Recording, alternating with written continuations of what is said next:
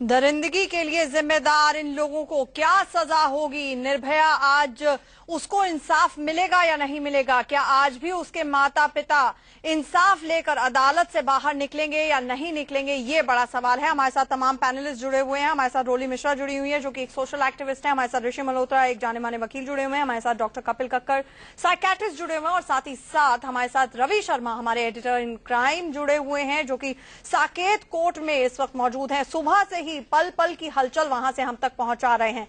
ऋषि, आपसे जानना चाहूंगी, 12:30 बजे का वक्त नियुक्त किया गया है, अदालत अपना फैसला सुनाएगी। ऐसे में जो धाराएं लगी हुई हैं, आप हमारे दर्शक जो कि अदालती प्रक्रिया के बारे में इतने वाकिफ नहीं हैं, उनके लिए बताइए कि क्या प्रोसेस होता है जिस तरह की संगीन धाराएं लगाई गई हैं। जी देखिए, प्रोसेस बड़ा सिंपल होता है कि अगर कोर्ट को किसी भी धारा में कन्विक्शन करनी हो, सबसे पहले वो प्रोनाउंस करते हैं कि क्या सजा कि क्या कन्विक्शन अपेल्ड है नहीं है। सपोज 302 है तो कोर्ट ये बोलेगी 302 के अंदर उनको कन्विक्ट किया जाता है। अगर रेप केस है तो कोर्ट ये बोलेगी रेप केस में उनको कन्विक्ट किया जाता है। उसके बाद दोबारा एक आर्गुमेंट होती है जिसपे हम कहते हैं सेंटेंस के ऊपर आर्गुमेंट होना।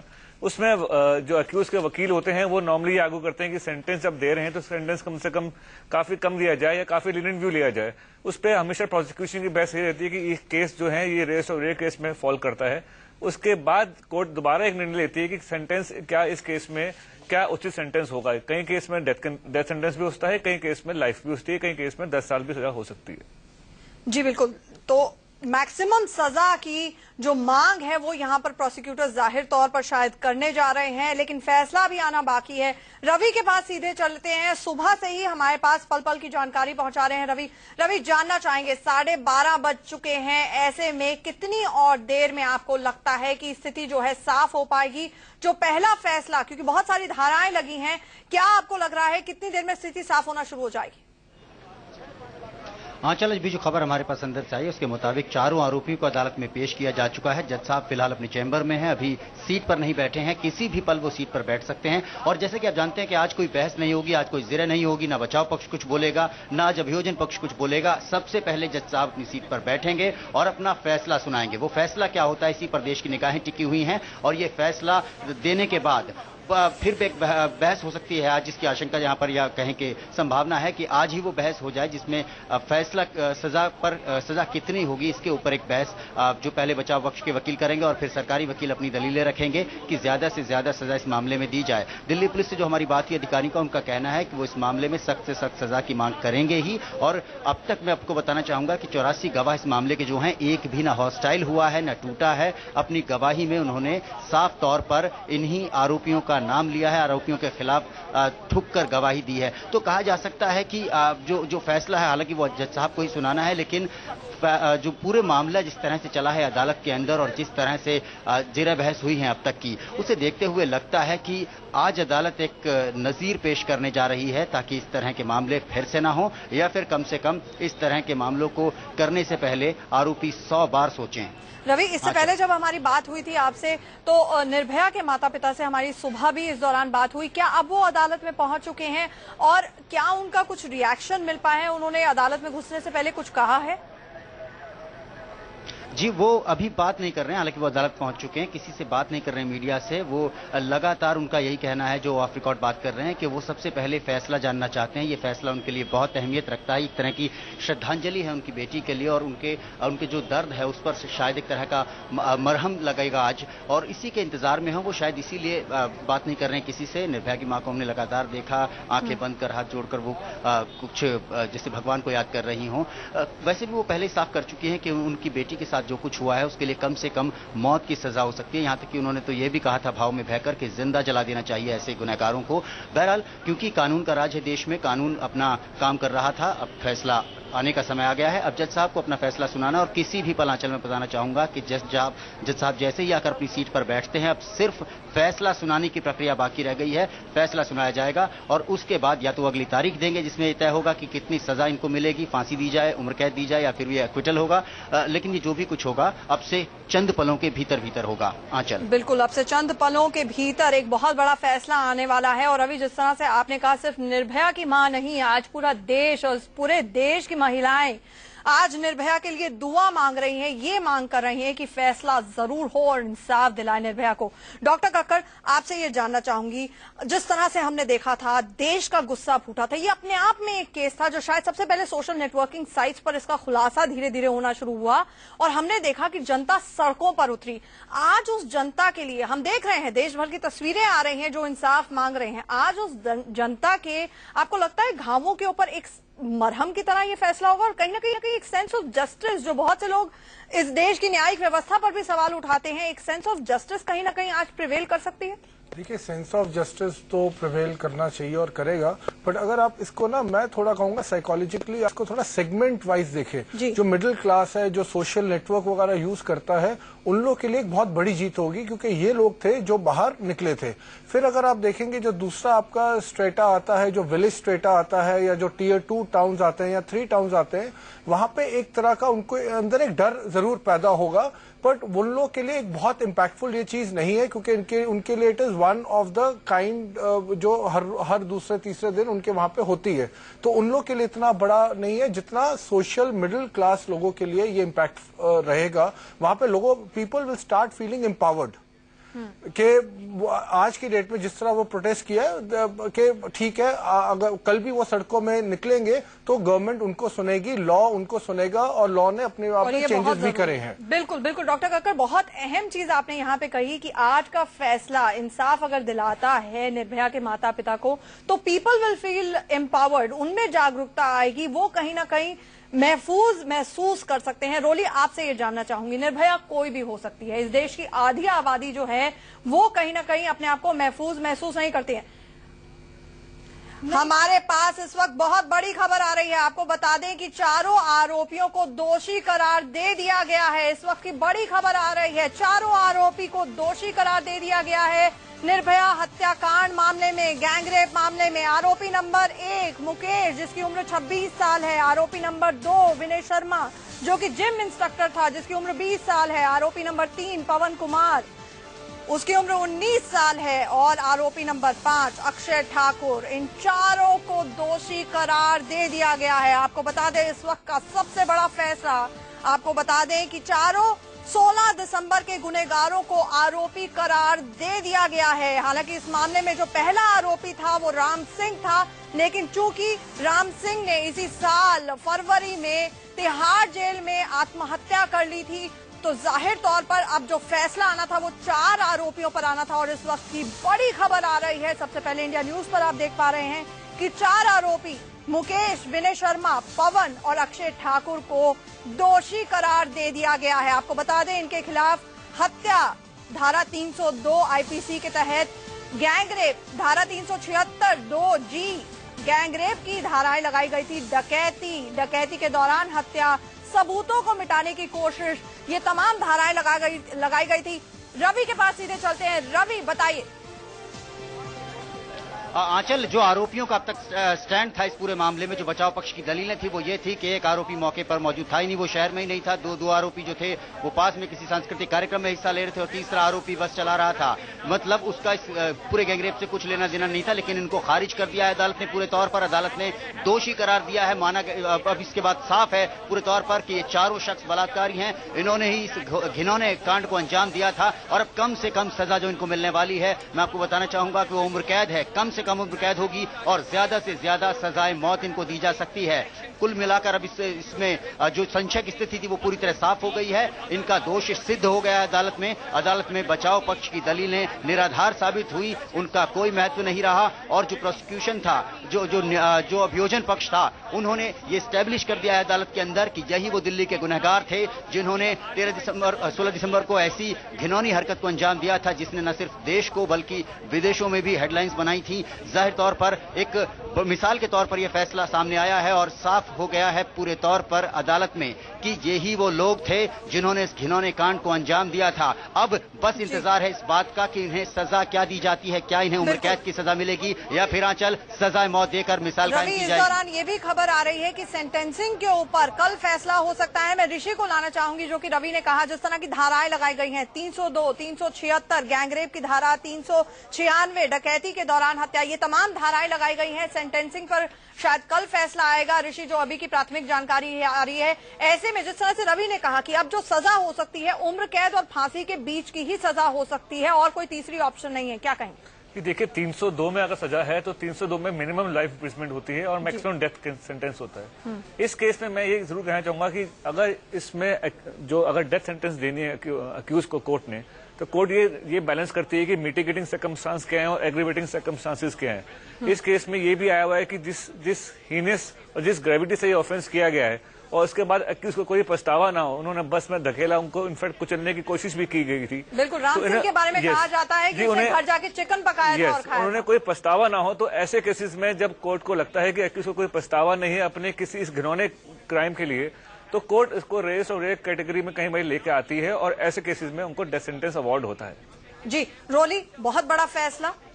मैं बहुत बड़े फैसले का इंतजार कर रही हूँ, बल्कि मैं तो ये चाहती हूँ कि डेथ सेंटेंस हो, पूरे समाज में एक जागृति आए, पूरी दुनिया देखे इस फैसले को, पूरी जो महिला समाज कहीं कुंठित पड़ा हुआ है इस बात को लेकर के। और मैं आपको आंचल यहाँ पर ये बात कहना चाहती हूँ कि हम लोग जो सोशल मीडिया से जुड़े हुए लोग हैं या वो लोग जो कि फेसबुक पर है या ऑर्कुट पर है, ट्विटर पर है, नहीं, आज उनकी जीत नहीं, आज उस व्यक्ति की भी जीत, उस औरत की भी जीत हुई है जो गाँव की किसी पगडंडी से जाती है और 4 गुंडे उसको रोक लेते हैं और उसके साथ ऐसा करते हैं। ये जीत है उस औरत की। माफ कीजिएगा, आपको यहाँ पर रोकना पड़ रहा है। हमारे साथ रंजना कुमारी जी भी जुड़ रही हैं। रंजना जी के पास जाना चाहूंगी। रंजना जी, बहुत बड़ा फैसला, आपको लगता है कहीं ना कहीं जो निर्भया के माता पिता थे, खाली हाथ जुवेनाइल जस्टिस बोर्ड से आए थे, उनका कहना था बेटी को जन्म देना इस देश में जैसे अपराध हो, आज उनके जख्मों पर मरहम होगा, आज देश की जनता भी कहीं ना कहीं एक सेंस ऑफ जस्टिस यहाँ पर प्रिवेल करेगा उनपे? बिल्कुल आंचल, ये परिवार के लिए बहुत बड़ा दिन है कि उन्होंने एक बेटी खोई। आज उस बेटी के जो हत्या हुई, जो उसके साथ अत्याचार हुआ, उसके जवाब में आज उनको अपराधी साबित किया गया है। लेकिन इसमें कोई शक नहीं था कि यही अपराधी थे, इन लोगों ने अपराध किया था। जो भी अखबारों से और खबरें हम लोगों को मिल रही थी, उससे निश्चित तौर पर और खास तौर से जुवेनाइल को जब अपराधी साबित किया गया तो ये बिल्कुल स्पष्ट हो गया था कि यही अपराधी है, इन लोगों ने अपराध किया है। अब सवाल ये है कि क्वांटम ऑफ जजमेंट क्या होता है। कड़ी से कड़ी सजा का मतलब कानून के तहत जो बिल्कुल अंतिम सजा है वो सजा इन्हें मिलनी चाहिए। और चूंकि वर्मा कमीशन के बन जाने के बाद जो कानून में परिवर्तन आया है उसमें निश्चित तौर पर आजन्म सजा, ताज जिंदगी, आखिरी दिन तक, और चूंकि इसमें हत्या का मामला भी जुड़ता है तो हो सकता है कि इन सब लोगों को फांसी की भी सजा दी जाए। अब ये कोर्ट की विजडम पर होगा कि वो क्या सजा देते हैं, लेकिन सजा कड़ी से कड़ी मिलनी चाहिए ताकि न परिवार को बल्कि आज पूरा समाज न्याय मांग रहा था। जब हम सड़कों पर उतरे थे तब हम लोग को मालूम था कि कभी न कभी इन अपराधियों को इसी तरह से अपराधी साबित किया जाएगा और कड़ी सजा दी जाएगी। इससे महिलाओं की आस्था कानून में बढ़ेगी, कानून व्यवस्था के प्रति लोगों का सम्मान बढ़ेगा और साथ साथ में समाज के अंदर जो ये दरिंदगी फैली है, इन दरिंदों को ये मैसेज जाएगा कि आप इस तरह से जो यौन हिंसा करके बच नहीं सकते हैं। ये स्पष्ट हो गया इस पूरे फैसले से और यही हम लोग को उम्मीद है कि अब जो क्वांटम ऑफ जजमेंट है वो भी इसी तरह से एक ऐतिहासिक फैसला होना चाहिए। अच्छा रंजना जी, मैं ये भी जानना चाहूंगी, इसको लेकर सेंटेंसिंग को लेकर आर्ग्यूमेंट होगी। हालांकि सरकारी पक्ष ये बिल्कुल साफ हो चुका है इस दरिंदगी के लिए और खास तौर से इन चारों को दोषी करार दिए जाने के बाद मैक्सिमम पेनल्टी यानी कि फांसी की मांग करेगा। आपको लगता है कि फांसी की सजा होनी चाहिए आपकी अपनी राय में? और साथ ही साथ क्योंकि ये एक स्ट्रॉन्ग मैसेज भेजेगा देश भर में कि कानून का मजाक अब नहीं उड़ेगा और कोई भी कानून से ऊपर नहीं है।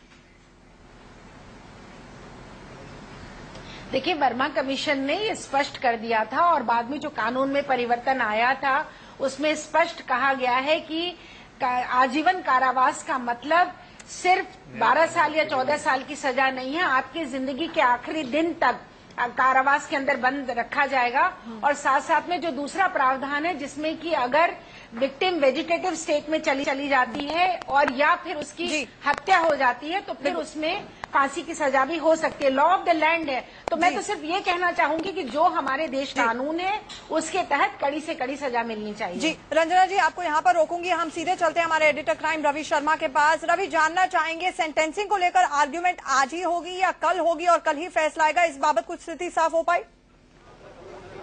देखिए, मोस्ट लाइकली ऐसा होगा कि कल ही इस पर बहस होगी और उसके बाद यह फैसला सुना जाएगा कि कितनी सजा दी जाए आरोपियों को। 1 घंटे तक ये पूरा कांड हुआ था, 1 घंटे का ये गुनाह था और इसमें 13 धाराओं के तहत केस दर्ज किया गया था। इसमें 302 थी, 396 थी, जिसमें डकैती में मर्डर कह सकते इसको 376 थी, 377 थी, 34 यानी कॉमन इंटेंशन थी, इसके अलावा 307 थी, लूट की 394 थी, 395 थी, कुल 13 धाराएं थी और सभी में दोषी करार दिया गया इनको। कुल मिलाकर पूरा का पूरा जो अभियोजन पक्ष का केस था साबित हुआ है अदालत के अंदर। रोकना चाहूंगी आशीष से ना थी 34 यानी कॉमन इंटेंशन थी, इसके अलावा 307 थी, लूट की 394 थी, 395 थी, कुल 13 धाराएं थी और सभी में दोषी करार दिया गया इनको। कुल मिलाकर पूरा का पूरा जो अभियोजन पक्ष का केस था साबित हुआ है अदालत के अंदर। आपको रोकना चाहूंगी आशीष से ना उस वक्त कोर्ट में मौजूद थे जब ये फैसला सुनाया गया। आशीष, बताइए हमें कि चारों आरोपी के खिलाफ जब ये फैसला सुनाया गया उनकी क्या प्रतिक्रिया थी और जज ने क्या कुछ कहा अपने फैसले में?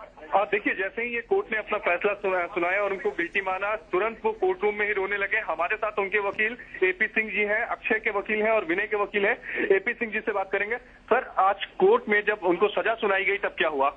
उनकी जो स्थिति मना स्थिति थी वो बिल्कुल सबके सामने थी, बिल्कुल फसक कर रो पड़े, क्योंकि जो काम उन्होंने किया ही नहीं उसके लिए अदालत ने उन्हें सजा दी है। कंप्लेंट खुद अपने बयानों में कह चुकी है 2 लोगों ने हमारे साथ रेप किया है और उसके बाद ये माना जाए कि सब दोषी उसके दोषी है? नहीं, राड इंसर्ट से अगर डेथ हुई है तो सबने तो राड नहीं डाली, राम सिंह जुवेनाइल ने डाली है। राम सिंह और जुवेनाइल उसके लिए दोषी है और उसमें नहीं थे। जिस काम को किया ही नहीं उसके लिए उन्हें दोषी माना। खैर, बचाव पक्ष अपनी दलीलें यहाँ पर दे रहा है। आशीष, मैं आपसे जानना चाहूंगी कि जज साहब ने क्या कुछ कहा और इस बाबत क्या स्थिति साफ हो पाई है कि सेंटेंसिंग पर आर्ग्यूमेंट भी, जिस तरह रवि भी बता रहे हैं, सेंटेंसिंग पर आर्ग्यूमेंट भी कल ही होगी और कल ही फैसला आ जाएगा? जज साहब ने सभी धाराओं में उनको दोषी मान लिया गया है। सभी धाराओं में सभी एक्यूज को दोषी मान लिया गया है बराबर का। All accuse are samely involve and convicted in all section. जी एपी सिंह साहब, मैं चाहूंगी आप अपना फोन, ये एपी सिंह है, ये वकील हैं जो इस मामले में दोषी करार दिए गए हैं उनके। एपी सिंह साहब, अगर आप अपना फोन आशीष को दे पाए, हम आशीष से भी रिएक्शन लेना चाहेंगे इस बाबत। आशीष, इसको लेकर क्लैरिटी दीजिए, सफाई दीजिए कि आखिरकार सेंटेंसिंग को लेकर आर्ग्यूमेंट भी कल ही होगी और कल ही फैसला आ जाएगा? सभी सेक्शन में सभी एक्यूज को उसमें माना है दोषी। जी, हमारे साथ रवि जुड़े हुए हैं। रवि, तो हमने पहला जो रिएक्शन आ रहा था, आशीष ने बताया कि जो 4 आरोपी थे वो अदालत में खड़े हुए रोना शुरू हो गए। इससे पहले की जानकारी थी, हालांकि ये इन कैमरा ट्रायल था, मीडिया वहां पर मौजूद रहने की इजाजत नहीं थी, लेकिन हाव भाव इनके बताते थे, इनकी चाल बताती थी कि इनको कोई शर्म नहीं था, कोई पछतावा नहीं था अपने किए पे। आज आखिरकार कानून का डंडा चला है तो इनको भी कहीं ना कहीं समझ में आई है कि अब कानून से नहीं भागा जा सकता। जाहिर तौर पर दर्द क्या होता है, शायद उनको पहली बार एहसास हुआ है कि दुर्भाग्यपूर्ण घटना कोई जब होती है तो उसका अर्थ क्या होता है, वो कैसा एहसास उसका होता है। हालांकि जज साहब के वकील, माफ कीजिएगा, बचाव पक्षी जो वकील अभी अपनी दलील रख रहे थे, उनका साफ तौर पर कहना था कि खाली 2 लोग इसमें इन्वॉल्व थे, बाकी 4 को इसमें सजा गलत तौर पर दी गई है। तो देखिए, यही वो दलील थी जिसके आधार पर वो अपने केस को आगे बढ़ा रहे थे। शायद कहीं ना कहीं आरोपियों को इस बात की उम्मीद रही होगी कि शायद वो बरी भी हो सकते हैं, इस मामले में उनको बचाया जा सकता है। लेकिन जब फैसला पूरे तौर पर उनके खिलाफ आया, जब अदालत में उन पर लगाए गए तमाम धाराओं के तहत अपराध साबित हो गया, तो उसके बाद वो रो पड़े। हालांकि ऐसा अक्सर मामलों में देखने को मिलता है कि जब इस तरह की सजा होती है, कोई बड़ी सजा सुनाई जाती है, तो आरोपी इस तरह से रिएक्ट करते हैं, टूट जाते हैं। कुछ लोग जो है एग्रेसिव हो जाते हैं। लेकिन बड़ा सवाल यह है कि यहाँ पर सारे के सारे आरोप जितने भी लगाए गए थे, सभी का साबित हो जाना कहीं ना कहीं ये साफ करता है कि केस बहुत मजबूती के साथ बनाया गया था, बहुत लगन के साथ लड़ा गया। और सबसे बड़ी बात कि 84 गवाह जो इस मामले के बनाए गए थे, उनमें से एक भी गवाह की गवाही कमजोर नहीं पड़ी इन तमाम आरोपों के खिलाफ। बिल्कुल रवि। ऋषि, आप कुछ कहना चाह रहे थे, फर्स्ट रिएक्शन, और यहाँ पर जानबूझकर जिस तरह बचाव पक्ष अभी भी अपना राग अलाप रहा है, जान के उन दोनों लोगों के ऊपर जुर्म डालने की कोशिश कर रहा है, राम सिंह जो इस दुनिया में नहीं है, और जुवेनाइल जस्टिस बोर्ड ने जिस नाबालिग को सजा सुनाई है जिसको 3 साल से ऊपर की सजा नहीं हो सकती है। बिल्कुल ऋषि, एक बात, एक लॉ की बात क्लियर करना चाहता हूं जी, कि गैंग रेप के केसेस के अंदर सेक्शन 376(2G) के अंदर कन्विक्शन होती है। उसमें लॉ में ये बात बड़ी क्लियरली लिखी है कि अगर सपोज 4 अक्यूज हैं और वो गैंग रेप के अंदर आरोपी हैं और उनके खिलाफ आरोप सिद्ध होता है, तो इवन अगर 2 लोगों ने एक्चुअल रेप किया और 2 लोग सिर्फ एक कॉमन इंटेंशन या कॉन्स्पिरेसी का हिस्से हों, इवन देन भी गैंग रेप के अंदर वो कन्विक्ट होंगे। तो ये कहना बचाव पक्ष वकील का कि इसमें सिर्फ 2 लोगों ने रेप किया और 2 लोगों ने रेप नहीं किया, लेकिन अगर वो कॉन्स्पिरेसी के उसमें पार्टनरशिप थी और उनकी कॉमन इंटेंशन थी, इवन देन वो 376 2G यानी गैंग रेप के अंदर कन्विक्ट होंगे। जी जी, हमारे साथ आशीष और रवि दोनों जुड़ गए हैं। रवि, आपके पास जाना चाहूंगी। आशीष आपके साथ जुड़ गए हैं, उनसे जरा पूछिए कि अदालत में जब जज योगेश खन्ना ने ये फैसला सुनाया उस वक्त क्या कुछ हो रहा था, उन्होंने एग्जैक्टली क्या कहा?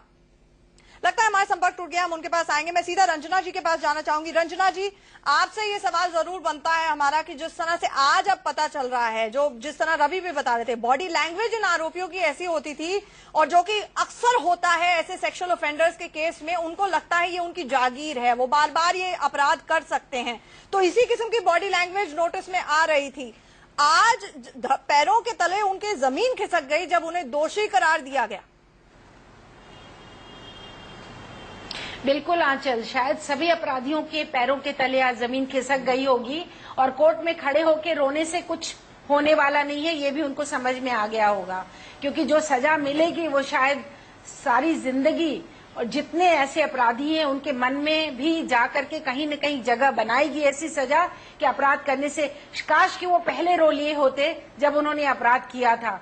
कोर्ट में खड़े होकर रोने से कुछ नहीं होगा, क्योंकि को कॉन्स्पिरेटर हैं वो लोग, और साथ साथ में कॉमन इंटेंट था क्योंकि वो वहां पर थे। तो ये कहना कि वो अपराधी नहीं थे और उनको सजा कोर्ट की विजडम को चैलेंज करना, 9 महीने तक इन्होंने केस को टाला, जबकि फास्ट ट्रैक कोर्ट था। पूरे समाज के साथ अन्याय हो रहा था जब ये फैसला नहीं हो रहा था। आज जब ये फैसला हुआ है तो निश्चित तौर पर हम सब लोग भी बड़े इमोशनल हैं, परिवार की तरह ही, कि कम से कम आज महिलाएं देश की ये सोचेंगी कि न्याय मिल सकता है, और दूसरी तरफ अपराधियों को ये मैसेज जाएगा कि इस तरह के अपराध करने के बाद कोर्ट में खड़े होकर रोने से कुछ नहीं होने वाला है। आज तो आपको मालूम होना चाहिए कि आपको न्याय ने जेल में बंद किया है, आपको सारी जिंदगी वहां रहना है, और संभवतः अगर न्याय की पूरी व्यवस्था चली तो शायद फांसी पर भी लटकाया जा सकता है। तो ये बात रेपिस्ट के मन में, चाहे वो देश के किसी कोने में ऐसा अपराध कर रहे हैं, तो उनके मन में ये बात आज घर बैठ जानी चाहिए कि इस तरह का अपराध करके आप बच नहीं सकते हैं। बिल्कुल डॉक्टर कक्कड़, दो पहलू। एक, महिलाएं इस देश की, आज कहीं ना कहीं उनके अंदर भी ये भाव आया होगा कि निर्भया को इंसाफ मिला है। इस तरह के जब वाकये होते हैं, सेक्सुअल ऑफेंसेस होते हैं, उनको छिपाने की जरूरत नहीं है। आप पीड़ित हैं, आपकी कोई गलती नहीं है। जो अक्सर औरतें होती हैं, ये एक फेज होता है उनका सेल्फ ब्लेम, अपने आप को दोषी करार दिए जाना। बहुत सारे बाबा ऐसे होते हैं जो प्रिस्क्राइब करना शुरू हो जाते हैं ऐसी घिनौनी हरकतों के बाद कि उनको किस किस्म के कपड़े पहनने चाहिए। तो कहीं ना कहीं उनके लिए ये बहुत बड़ा दिन है। निर्भया को न्याय मिला है और सभी को न्याय मिला है। और दूसरा सवाल आपसे ये कि जो दोषी करार दिए गए हैं, ये जो रोना धोना है, क्या ये सिर्फ घड़ियाली आंसू हैं इसलिए क्योंकि उन्होंने एक्सपेक्ट नहीं किया था, या अभी भी बहुत वक्त लगेगा? इतने सेक्सुअल ऑफेंसेस वो कमिट कर चुके हैं, हैबिचुअल हैं, कि ये सोचने में कि पछतावा हो। देखिए, पहली बात, आपका पहला जो प्रश्न है, लेडीज के लिए इस कंट्री की एक एम्पथेटिक विक्ट्री है। वो एम्पथाइज कर रही थी इस निर्भया से जो उसके साथ हुआ, और आज वो they have also felt empowered, उसमें कोई दो राय नहीं है। पर जहां तक आपने घड़ियाली आंसू की बात कही, यहाँ पे मैं कहूंगा डिफेंस एडवोकेट का बहुत बड़ा रोल है।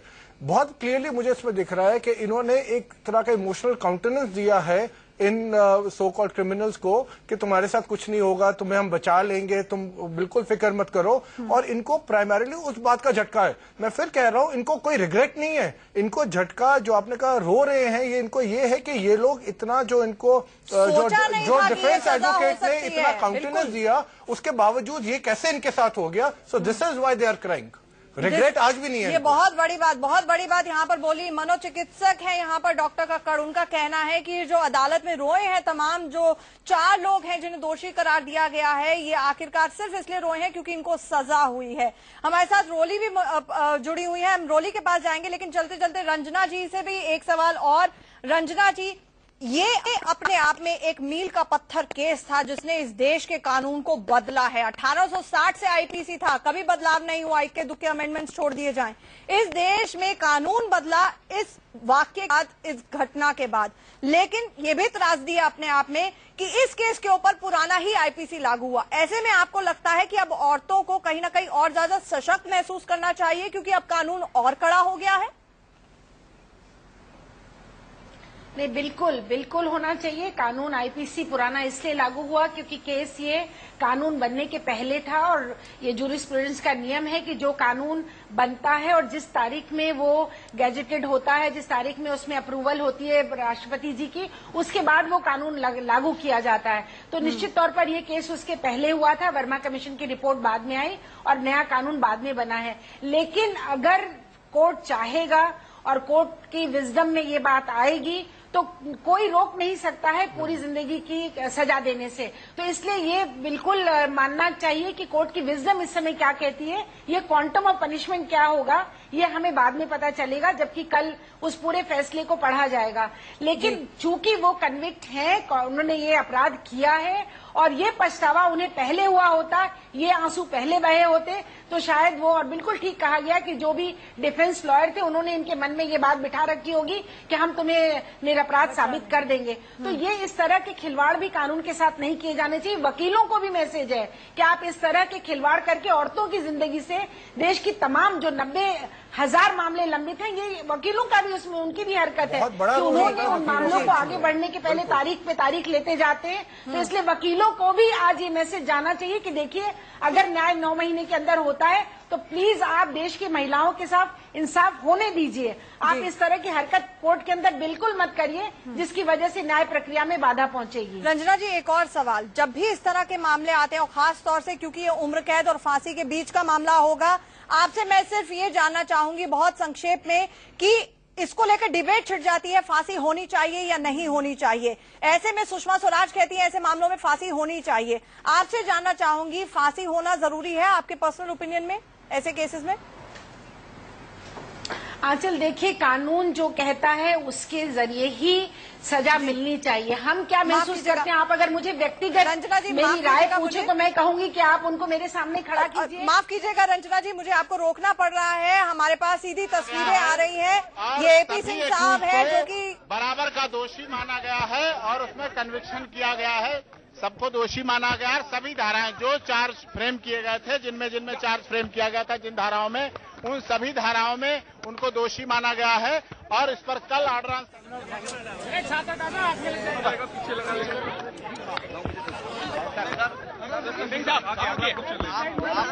ये पीछे से नहीं, साइड से लेके आइए। अब यही साइड से लेके आइए। ठीक है ठीक है। रवि जी को नहीं हो पाएगा यार, किसी का नहीं होगा।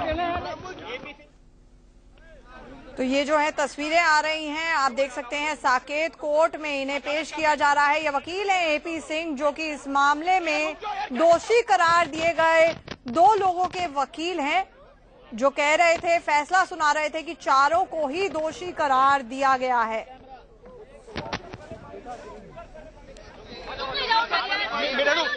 मेरे यहाँ कैमरा है।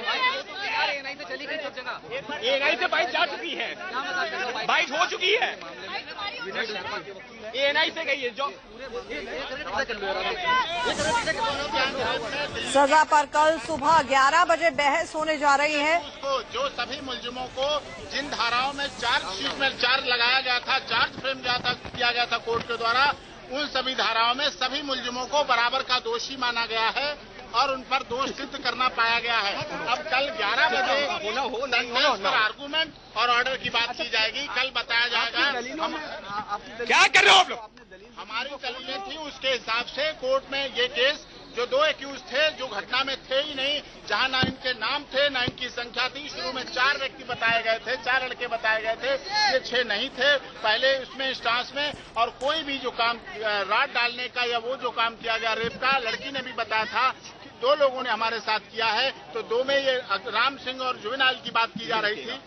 क्या वकील साहब ये कह सकते हैं, यही रुकेगा, आपने दलील दी थी उनको अदालत ने क्यों नहीं माना? क्या इस तरह का अदालत में दलीलों को न मानने के पीछे निश्चित तौर से मैं मानता हूं ये राजनीतिक साजिश है, वोट बैंक की राजनीति है। जनता को संतुष्ट करने के लिए ऐसा दबाव देके ऐसा किया गया, पूरी तरह से राजनीतिक।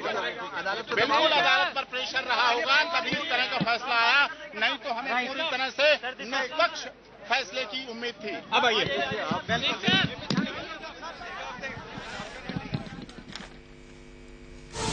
तो इस वक्त की बड़ी खबर आ रही है, मुकेश, पवन, विनय और अक्षय दोषी करार दे दिए गए हैं। सजा पर कल सुबह 11 बजे ही बहस शुरू होगी और उसके बाद सजा पर ऐलान होगा। आपने सुना एपी सिंह जो कि वकील हैं इस मामले में, 2 लोग जो कि दोषी करार दिए गए हैं, उन्होंने क्या कुछ कहा। यहाँ पर दिल्ली की साकेत कोर्ट में, फास्ट ट्रैक कोर्ट, जज योगेश खन्ना की अदालत ने अपना फैसला सुना दिया है। एक ऐसा फैसला जो कि अपने आप में मील का पत्थर साबित होगा। तमाम हमारे पैनलिस्ट लगातार बोल रहे हैं कि ये कहीं ना कहीं इंसाफ ये निर्भया के लिए सिर्फ नहीं है, निर्भया के लिए तो इंसाफ है ही, देश भर की जनता के लिए, इस देश की आधी आबादी के लिए भी ये इंसाफ है। उन्हें अदालतों से इंसाफ मिल सकता है, ये अपने आप में मील का पत्थर है। ये फैसला फास्ट ट्रैक कोर्ट ने करीब 8 महीने में अपना फैसला सुनाया है। सजा का ऐलान हालांकि कल होगा। 4 लोगों को दोषी करार दे दिया गया है। जो बाकी 2 लोग हैं, मील का पत्थर है ये फैसला। फास्ट ट्रैक कोर्ट ने करीब 8 महीने में अपना फैसला सुनाया है। सजा का ऐलान हालांकि कल होगा। 4 लोगों को दोषी करार दे दिया गया है। जो बाकी 2 लोग हैं इस मामले में, क्योंकि कुल 6 लोगों के ऊपर आरोप लगे थे। राम सिंह जिसने सुसाइड कर लिया, आत्महत्या कर ली तिहाड़ में, और छठा जो कि वो नाबालिग था जिसे भी जुवेनाइल जस्टिस बोर्ड ने दोषी करार दिया गैंगरेप के लिए, हत्या के लिए, लेकिन उसे सिर्फ और सिर्फ 3 साल की सजा हुई। यानी कि गेंद अब अदालत के पाले में है सेंटेंसिंग को लेकर, क्योंकि जो धाराएं लगाई गई हैं, खासतौर से 302, 376, 2G जो कि गैंगरेप की धारा है, डकैती और डकैती के दौरान हत्या, 13 धाराएं कुल लगाई गई हैं। और इन 13 धाराओं में जब मामला चलता है तो उम्र कैद से लेकर फांसी तक कोई भी सजा हो सकती है। ऐसे में जो टिपिकल प्रोसीजर है, जो न्यायिक प्रक्रिया है, अदालती प्रक्रिया है, उसमें बाकायदा इसको लेकर आर्ग्यूमेंट की जाती है कि बचाव पक्ष अपनी तरफ से दलीलें देता है, क्या है मिटिगेटिंग सर्कमस्टांसेस, क्यों कम सजा होनी चाहिए, जबकि सरकारी पक्ष जो है वो अपनी तरफ से ज्यादा सजा मांगने की कोशिश करता है। वो बताता है एग्रेवेटिंग सर्कमस्टांसेस क्या है, यानी कि क्या वो दलीलें हैं कि ये मामला अपने आप में रेयरेस्ट ऑफ रेयर केस बनता है या नहीं बनता है। आपको बता दें, रेयरेस्ट ऑफ रेयर केस वो होते हैं जो कि सुप्रीम कोर्ट ने, देश की सबसे बड़ी अदालतें अपने फैसलों में लगातार कहे हैं, वो मामले जिनमें अधिकतम सजा, जो क्रूरता के मामले हैं, बर्बरता से जब पेश आया जाता है, उन मामलों में अधिकतम सजा फांसी की सजा होनी चाहिए। देख लीजिए इन 4 लोगों को, ये 4 गुनहगार हैं निर्भया के, जिन्हें आज आखिरकार दिल्ली की साकेत कोर्ट ने दोषी करार दिया है।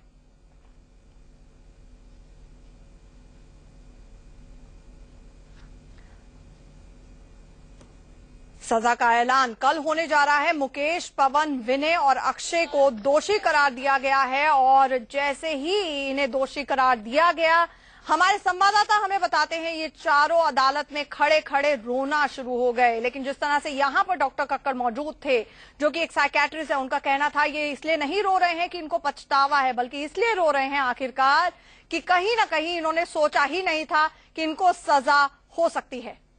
जी जी जितने भी चार्ज लगाए थे कोर्ट ने सभी के अंदर सभी मुलजिमों को सजा दी है, चाहे वो 302 है, 376 2G है, 302 है, 376 2G है, 304 ऑल द जजमेंट, हर चार्ज के अंदर अल्टीमेटली सजा दी गई है। जो अभी तक अदालत ने जो ऑपरेटिव पार्ट पढ़ा है उसमें पढ़ते हुए क्या कहा था? उन्होंने यही कहा है कि सारे मुलजिमों को जो है वो चाहे 302 है, 376 है, 396 है, 395 है, 397 है, 412 है, 365 है, 366 है, हर जुर्म के अंदर कोर्ट ने उनको पूरी सभी लोगों को कन्विक्ट किया है। इसमें जो सबसे गंभीर धारा है वो 302 है। 302 है, अधिकतम सजा मौत की सजा का प्रावधान है। 396 भी है, 396 वो मर्डर कम आपका डकैती के अंदर आता है। तो आप लोगों का आर्गुमेंट क्या होगा, क्योंकि कल सजा पर बहस होनी है, उसमें अधिकतम सजा है वो देखिए, उसके ऊपर मेरा एक ही कहना है कोर्ट से जल्दी, क्योंकि मुकेश जो है विद ऑल फेयरनेस के साथ उसको कोर्ट के सामने आया है, उसके साथ कुछ रिलैक्सेशन होनी चाहिए, उसके साथ क्योंकि उसके ना कोर्ट की मदद की है, कोर्ट के अंदर वो झूठ नहीं बोला है। हमें बाकी मुलजिमों के बारे में मैं नहीं कह सकता हूँ, लेकिन एटलीस्ट मुकेश जो है वो कोर्ट के अंदर बिल्कुल फेयरनेस के साथ आया है। मेरा ख्याल है कि ऐसे आदमी के साथ कहीं ना कहीं रियायत होनी चाहिए। नहीं, मैंने कोई गवाह पेश नहीं किया। मुकेश की तरफ से कोई गवाह पेश नहीं किया गया।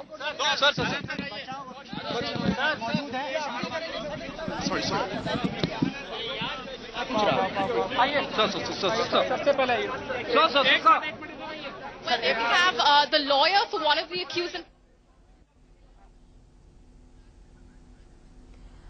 तो आपने देखा क्या कुछ कहना था मुकेश के वकील का। मुकेश आपको बताना चाहेंगे, राम सिंह का भाई है, 26 साल की इसकी उम्र है और दरअसल ये वो शख्स है जिसका लगातार ये स्टैंड रहा अदालत में कि वो उस वक्त उस बस में जरूर था और बस को ड्राइव कर रहा था, हालांकि उसने रेप नहीं किया है, ये कहना था मुकेश का। राम सिंह वो शख्स है जो रिंग लीडर माना जाता है इस पूरे के पूरे 16 दिसंबर गैंगरेप कांड का, लेकिन राम सिंह ने आत्महत्या कर ली। मुकेश ने अदालत में खड़े होकर ये कहा कि वो सिर्फ बस चला रहा था। बाकी के कुछ आरोपियों ने ये तक दलील दी कि वो दरअसल उस जगह पर मौजूद ही नहीं थे, एक म्यूजिक कॉन्सर्ट अटेंड करने गए हुए थे, लेकिन मुकेश ने बाकायदा इस बात की बानगी की कि बाकी लोग बस में मौजूद थे। यानी कि कहीं ना कहीं एक एक करके जो बचाव पक्ष ने तमाम दलीलें दी थी उनको दरकिनार कर दिया। योगेश खन्ना की कोर्ट ने उनको खारिज कर दिया और उसके बाद 8 महीने 24 दिन बाद इस मामले में आया है बड़ा फैसला। 130 सुनवाइयां हुई, 84 वकील जो गवाह हैं, 84 गवाह पेश किए गए सरकारी पक्ष की तरफ से, वहीं दूसरी तरफ 17 गवाह पेश किए गए जो कि डिफेंस विटनेसेस थे बचाव पक्ष की तरफ से। लेकिन आज बहुत बड़ा फैसला यहां पर दिल्ली की साकेत कोर्ट ने सुनाया है। हमारे साथ रवि जुड़ रहे हैं। रवि, देख सकते हैं हम, जिस तरह आशीष ने हमें बताया था आपसे कुछ देर पहले कि ये तमाम जो लोग दोषी करार दिए गए 4 लोग, ये अदालत में खड़े होकर रोना शुरू हो गए, लेकिन इनके वकीलों को देख रहे हैं, बाहर निकल रहे हैं, ये अभी भी बात को गोल गोल घुमा रहे हैं। जाहिर तौर पर इनको अभी भी लगता है कि वहां जो इन पर आरोप सिद्ध हुए हैं अदालत के अंदर वो गलत हुए हैं, इनकी दलीलों को नहीं सुना गया, इनकी दलीलों को उतना वजन नहीं दिया गया अदालत में जितना कि शायद दिया जाना चाहिए था। लेकिन कानून जो है, जज साहब जो हैं, अदालत जो है वो सबूतों की बिना पर काम करती है, वो दलीलों को सही तरह से तोलती है, उनका जितना वजन होता है और साक्ष्य जितना उनका समर्थन करते हैं दलीलों का, उतना उनका वजन अदालत में माना जाता है। साफ तौर पर अदालत में साबित हो गया है कि 13 के 13 इल्जाम जो लगे थे इनके ऊपर वो सभी के सभी साबित हुए हैं। और ये बताना चाहूंगा आपको कि 302 के अलावा 396 एक ऐसी धारा है जो कि 302 से ज्यादा गंभीर मानी जाती है, क्योंकि ये डकैती के दौरान हत्या की धारा है और इसके तहत कम से कम उम्र कैद और ज्यादा से ज्यादा मृत्यु दंड दिया जा सकता है। तो अब देखना ये होगा कि कल जब जिरह होती है, हालांकि बचाव पक्ष के वकील जिरह क्या करेंगे करीब करीब साफ हो चुका है। वो कहेंगे कि असल में जो गुनहगार थे वो शख्स थे जिनमें से एक अब जिंदा नहीं है और दूसरे शख्स को जुवेनाइल अदालत जो है सजा दे चुकी है, जिसमें कि मैक्सिमम 3 साल की सजा दी जा सकती है। बड़ा सवाल यह है कि क्या ये चारों निर्दोष हैं, लेकिन अब इस पर जो अभियोजन पक्ष की बहस होगी कल, वो बड़ी दिलचस्प होगी, क्योंकि वो पूरे तौर पर कैपिटल पनिशमेंट की मांग करेंगे। इसमें ज्यादा से ज्यादा सजा जो दी जा सकती है उसकी। जी माफ कीजिएगा, रवि के साथ हमारा संपर्क टूट गया है। ऋषि, आपके पास आना चाहूंगी। जिस तरह से रवि भी बता रहे हैं, मैं रोली के पास भी जाऊंगी, लेकिन जिस तरह से रवि बता रहे हैं कि 396 भी बहुत एक गंभीर धारा है जहां पर डकैती के दौरान हत्या को अंजाम दिया जाता है। आपको लगता है कि यहां पर सरकारी पक्ष, अभियोजन पक्ष जाहिर तौर पर कैपिटल पनिशमेंट मांगने जाना है, यानी कि फांसी की सजा, सजाए मौत मांगने जा रहा है? देखिए, एक एक्यूज का भी और प्रोसिक्यूशन का दोनों का एक राइट होता है अपने अपने आर्गुमेंट को एड्रेस करने का। एक्यूज की तरफ से जो आर्गुमेंट होगी वो नेचुरली यही होगी कि सजा जो है कम से कम लीनिएंट व्यू लिया जाए, बिकॉज अब कन्विक्शन तो तय हो चुकी है, आज सिर्फ सेंटेंसिंग पे अब कल आर्गुमेंट होनी है। दूसरी तरफ प्रोसिक्यूशन का राइट ये है कि वो जितनी सजा की डिमांड करे, जितनी मैक्सिमम सजा मिले, बिकॉज इस केस में 2 सेक्शंस ऐसे हैं, सेक्शन 395 जो कि डकैती विद मर्डर है और ऑफकोर्स 302 जो कि मर्डर है। दोनों में मैक्सिमम सेंटेंस जो है वो डेथ इंप्रिजमेंट पे है। लेकिन मैं यहाँ पे एक बात और ऐड करना चाहूंगा, अगर कल जो सेंटेंसिंग के ऊपर जजमेंट आती भी है उसके बाद एक एक्यूज का एक स्टैट्यूटरी राइट है, उसका एक लीगल राइट है हाई कोर्ट में अपील फाइल करने का। अब सिर्फ देखना यह है कि क्योंकि इस मामले में फास्ट ट्रैक कोर्ट के अंदर विद इन 8 या 9 मंथ, जो कि मेरे हिसाब से इंडिया में एक स्पीडी ट्रायल मानी जाएगी, बिकॉज 10 सालों तक यहाँ केस खत्म नहीं होते। अगर फास्ट ट्रैक कोर्ट नियुक्त की गई थी एक ट्रायल को खत्म करने की, तो क्या हाई कोर्ट में जब अक्यूज अपील फाइल करता है, क्या अपील भी एक्सपाइड होगी या अपील अपने नॉर्मल 5 या 10 साल के बाद सुनवाई की जाएगी? बिकॉज जब तक अपील में डेथ सेंटेंस कंफर्म नहीं होती, यानी अपील भी, हाई कोर्ट भी हो, सुप्रीम कोर्ट भी हो, फैसला और केस का निपटारा जल्द से जल्द होना चाहिए। निर्भया को किसी को भूलना नहीं चाहिए, चाहे वो देश की अदालतें ही क्यों ना हो। आप भी इस बात से इत्तेफाक रखती हैं रोली? नहीं, मैं बिल्कुल इत्तेफाक रखती हूँ और बल्कि मैं तो ये कहूंगी कि 9 महीने में जो फास्ट ट्रैक अदालत का फैसला आया है वो हर महिला के लिए उस बच्चे की तरह है जो अपने गर्भ में एक बच्चा रखती है और 9 महीने तक इंतजार करती है और उसके बाद एक बेहद प्रसव पीड़ा के बाद उसको जन्म देती है। तो मैं ये समझती हूँ और उन सारी महिलाओं को, आधी आबादी को रिप्रेजेंट करते हुए कहना चाहती हूँ कि शायद हम सब महिलाओं के लिए ये फैसला अपने आप में कि उनको कहीं ना कहीं दोषी ठहराया गया है, ये एक बहुत बड़ी बात है, पर बड़ी विडंबना है और बहुत ही दुख की बात है जिस प्रकार से कि बचाव पक्ष के वकील अपनी बात यहाँ रख रहे हैं, गोल गोल घुमा रहे हैं और कह रहे हैं दोषी नहीं है, दोषी नहीं है। इस प्रकार समाज की मानसिकता में भी बदलाव आना चाहिए। यहाँ पे रवि को सोचना चाहिए कि वो जिम्मेदार है इस चीज के लिए। जी रवि, यही एक बहुत बड़ा सवाल आ जाता है यहाँ पर। हमारे साथ जो पैनल में इससे पहले मौजूद थे साइकियाट्रिस्ट, उनका भी यही कहना था कि ये कोई पछतावा नहीं है, रिग्रेट नहीं है इन लोगों को, बल्कि इन चारों को जो दोषी भी करार दिया गया है वो इसीलिए सिर्फ रो रहे हैं क्योंकि उन्होंने सजा की उम्मीद नहीं की थी और अभी भी इनके वकील बरगलाने में लगे हुए हैं। जब एक अदालत ने फैसला सुनाया है, दोषी करार दिया है, तो उसकी भी रिस्पेक्ट होनी चाहिए। मजिस्ट्रेट के सामने दिया गया जो बयान था, जो उसने हॉस्पिटल में दिया था, घटना से 4-5 दिन के बाद जब रवि, आप हमें सुन पा रहे हैं?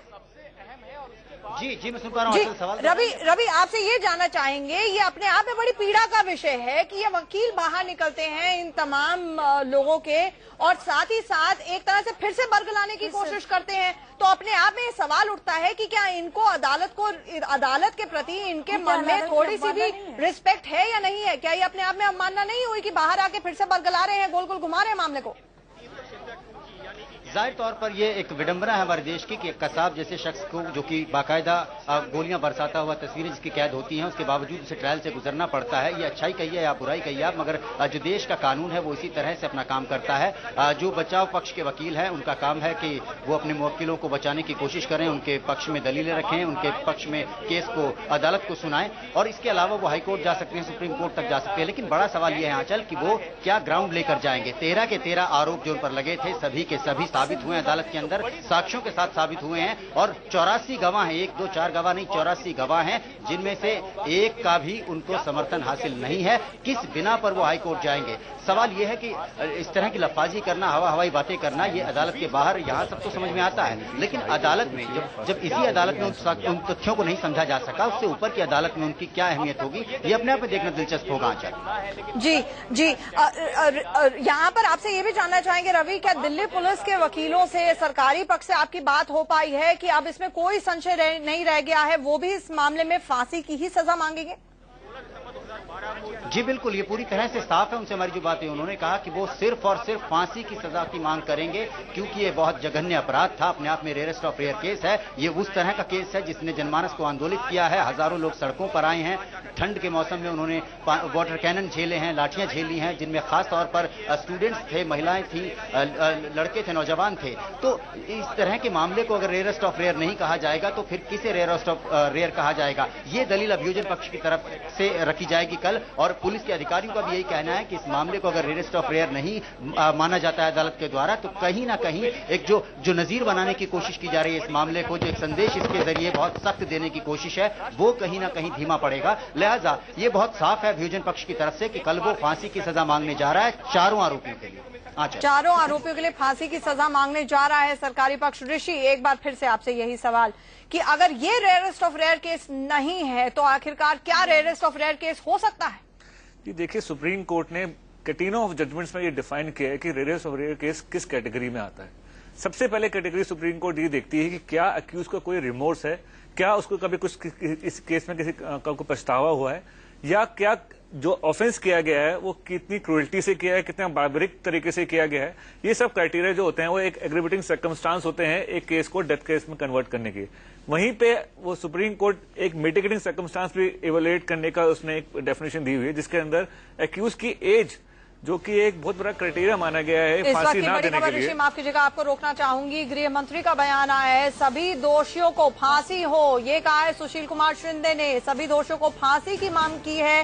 देश के गृह मंत्री ने दोषी करार दे दिया गया है, लेकिन अपने आप में एक स्ट्रांग मैसेज देने के लिए, एक मील का पत्थर साबित हो ये फैसला, एक नजीर की तरह हो, देश की जनता इसे समझे। वो शख्स जिसकी नजर में कानून की कोई भी, जिसे कहा जा सकता है, रिस्पेक्ट नहीं है, वहां तक एक मैसेज पहुंचाने की यहाँ पर कोशिश हो, और शायद यही वजह है सुशील कुमार शिंदे ने दिया है बहुत ही अहम बयान। उन्होंने कहा है कि तमाम जो गैंग रेप के ये 4 दोषी हैं, इन्हें फांसी की सजा होनी चाहिए। ये कहा है सुशील कुमार शिंदे ने। आपको याद होगा जब 16 दिसंबर की इस घटना के बाद, इस क्रूरता के बाद, इस गैंगरेप के बाद देश की जनता, दिल्ली की जनता सड़कों पर उतरी थी, देश में गुस्सा फूटा था।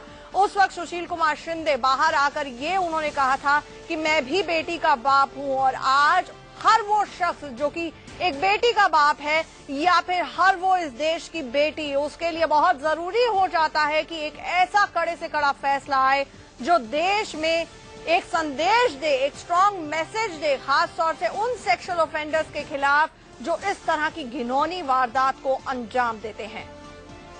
बहुत बड़ा बयान यहां पर सुशील कुमार शिंदे का। देश के गृह मंत्री मांग रहे हैं फांसी की सजा दिल्ली गैंगरेप के 4 दोषियों के लिए। मुकेश, विनय शर्मा, पवन, अक्षय ठाकुर, इन चारों को अब से कुछ ही देर पहले करीब 12:30 बजे दिल्ली की fast track court, Saket court ने दोषी करार दिया था।